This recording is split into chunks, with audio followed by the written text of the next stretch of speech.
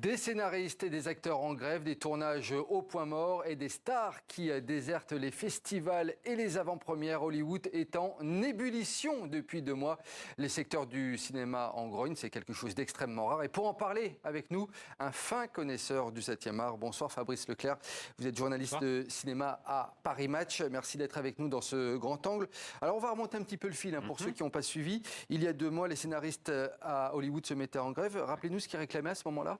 Il réclamait plusieurs choses. La première chose, c'est d'être mieux payé parce que l'environnement a évolué. Je pense qu'on va en parler. Il demandait de meilleures rémunérations, que l'intelligence artificielle, qui va prendre beaucoup d'importance dans ce secteur, soit mesurée et contrôlée, et surtout un respect pour le travail qu'ils font. Il y avait une fièvre qui était en train de monter depuis plusieurs mois, plusieurs années. Il y avait une fièvre qui était en train de monter depuis plusieurs mois. Ça rappelle un peu la même grève qu'il y avait eu il y a 60 ans à Hollywood. Les acteurs et les scénaristes qui s'étaient mis en grève à l'époque où la télévision commençait réellement à venir, et ils en avaient peur. C'est aujourd'hui quasiment la même chose. On est au bord d'une révolution, et c'est un mouvement qui dure depuis maintenant, qui couvre depuis assez longtemps. Qui couvre depuis longtemps. Alors que je comprenne bien, ça coince entre qui et qui actuellement? Les discussions sont entre quels partis? C'est pas simple. Voilà, et il faut que je vous explique.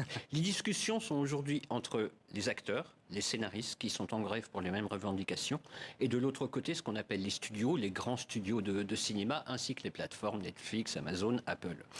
Les acteurs ont épousé les revendications des scénaristes, qui sont donc une meilleure rémunération. Pourquoi? Parce qu'aujourd'hui, ils travaillent certes de plus en plus, il y a de plus en plus de séries, mais elles sont beaucoup plus courtes qu'avant. Avant, une série, c'était 20 épisodes, aujourd'hui c'est 6 ou 8. Il y a énormément de séries qui se font, mais le problème, c'est qu'aujourd'hui, et notamment avec les plateformes, il n'y a plus de droits d'auteur.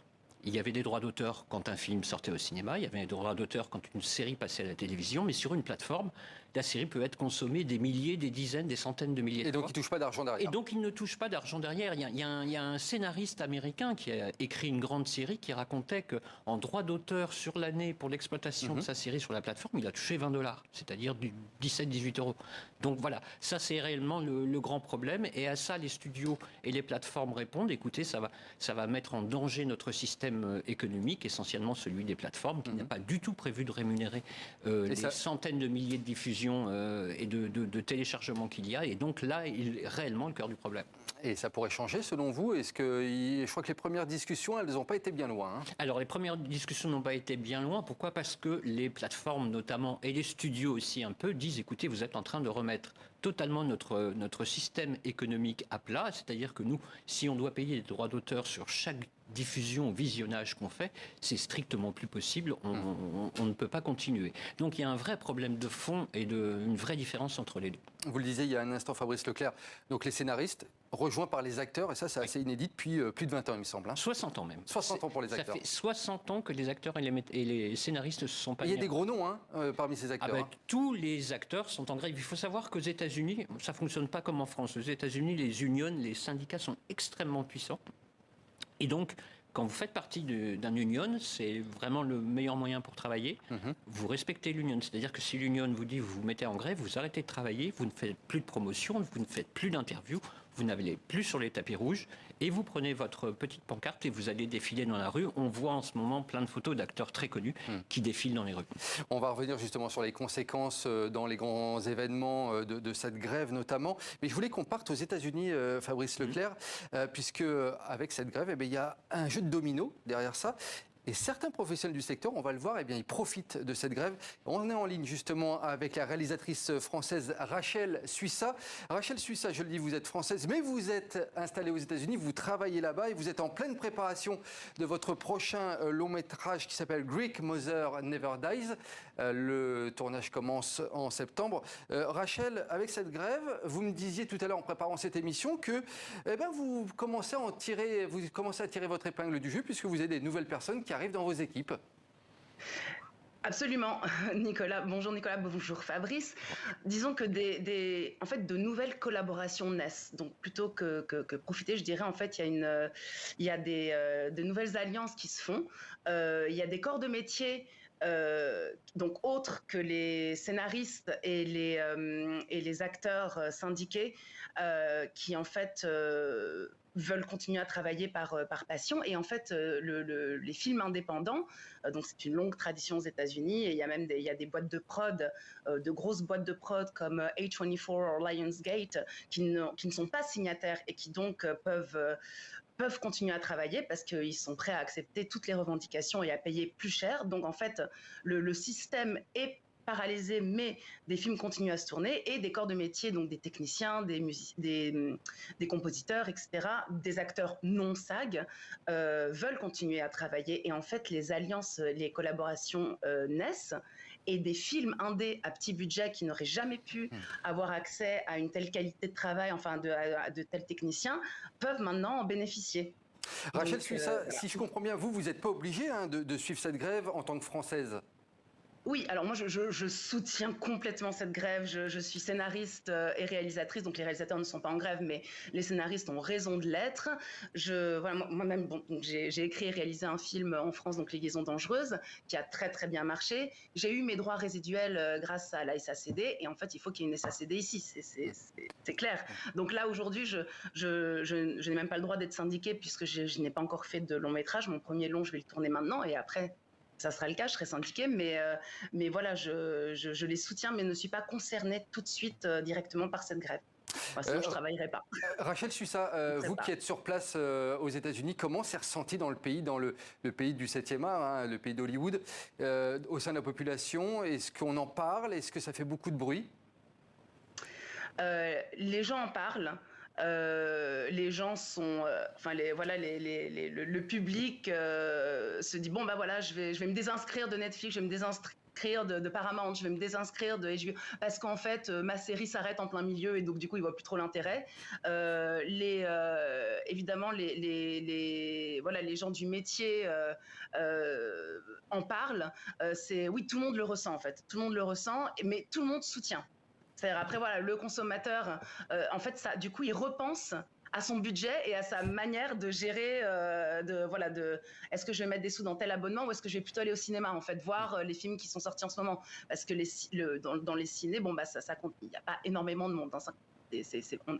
C'est pas encore ça. C'est pas encore ça. Donc, merci beaucoup en tout cas, Rachel Suissa, pour ce témoignage donc depuis les États-Unis et cet éclairage qui est vraiment très intéressant. Merci Rachel, parce qu'effectivement, merci à vous. Merci beaucoup Fabrice Leclerc, on l'a compris, hein, ça a pas mal de conséquences. C'est intéressant ce qu'elle disait Rachel Suissa sur la fin, sur un changement de consommation des films aux États-Unis. Je pense qu'on est, on est à la croisée des chemins.